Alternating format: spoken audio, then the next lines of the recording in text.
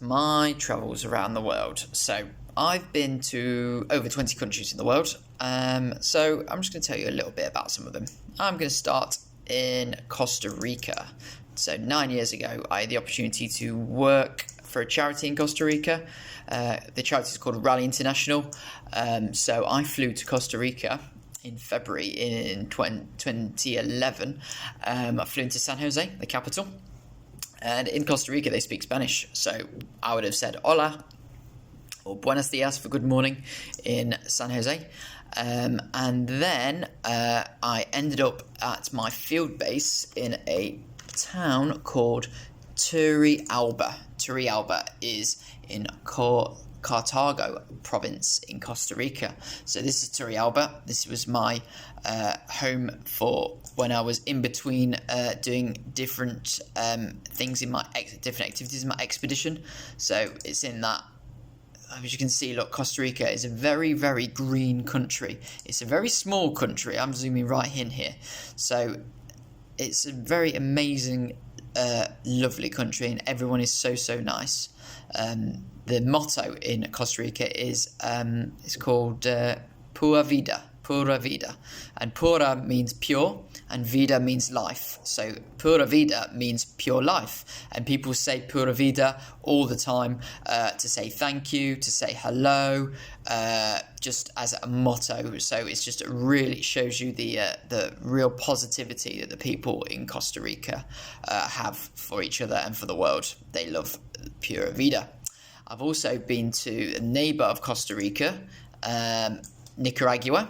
So another country that speaks Spanish. So I would obviously again say hola or buenos dias or buenas noches at bedtime to say good night. And in Nicaragua, I stayed in a place near to Esteli.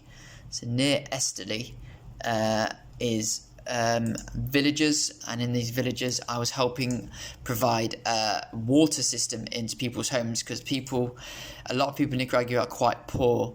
As you can see, it's not quite as green in Nicaragua as Costa Rica, because it's very dry in parts of Nicaragua. It doesn't get quite so much rain, maybe a bit more rain up here in this part, but in Italy it's quite dry. They do get rain, but not very much. So people need a little bit of help just to get some water to their homes. So I stayed with families and helped dig trenches for the pipes to go into, and the people there were lovely. There's Achuapa. That's where I stayed. It's just this little town here called Achuapa. This is the town. I remember it well. And yeah, absolutely brilliant. And they love baseball. So when I arrived here with two of my friends from Rally International, we stayed in a family, and we went into the house, and none of them spoke English. We didn't speak very much Spanish, but my friend luckily had a card game, Uno, so we played that a little bit, and that helped break the ice. And after that, we went and had a baseball game, and they love baseball in Nicaragua, a bit more than football. Costa Rica is more a football place.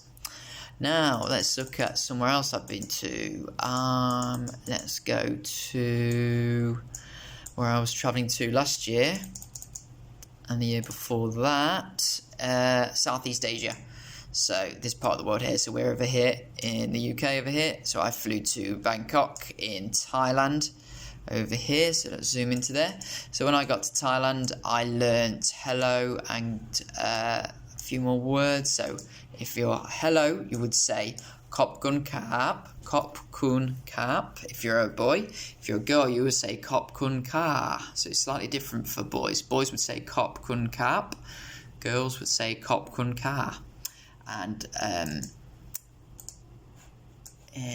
flew to Bangkok here, and I travelled all around Thailand. I visited Bangkok is a very, very lovely city, very big city, lots of temples called Wat. They call Wat, W-A-T, in Southeast Asia. So when it's called W-A-T, there will be a Buddhist temple. So Buddhism is the main religion in Thailand. So it's got lots of lovely temples to visit. I also visited Kanchanaburi over here, and Kanchanaburi is famous for having a railway that was built by prisoners of war in World War II, and has also this bridge over the River Kwai. This is a very famous bridge from a film called The Bridge Over the River Kwai, where the prisoners of war tried to blow up the bridge because it was for the Japanese who were occupying the country, and it was British and Australians who were mainly prisoners of war there, and also people from neighbouring countries as well. Also, I visited Chiang Mai, which is the north of the country, and there's a really nice dish there called khao soi, which is a noodle dish. Really enjoyed eating that.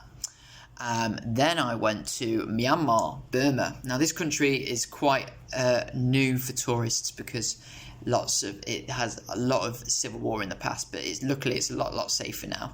And in Myanmar you would say Mingalaba, to say hello, Mingalaba. Very lovely country, quite unspoiled. Not very many tourists have gone there recently, so it's nowhere near as spoiled, let's say, with tourism as other places. I also visited Laos, and in Laos you would say Sabadi for hello. After Laos I went to Vietnam, and in Vietnam you'll say Xin Chào for hello, Xin Chào, and for thank you would say Come on. The capital of Vietnam is Hanoi, and the city in the north, very big city, very interesting city as well. It's been another country that's had a lot of war in the 20th century, but luckily it's been much more peaceful now. Vietnam is a very long, thin country, as you can see. This city here in the south, Ho Chi Minh City, is the former capital of South Vietnam and is actually now just the second biggest city. And it used to be called Saigon, so it changed its name to Ho Chi Minh after the old president of Vietnam, Ho Chi Minh. I also visited Malaysia.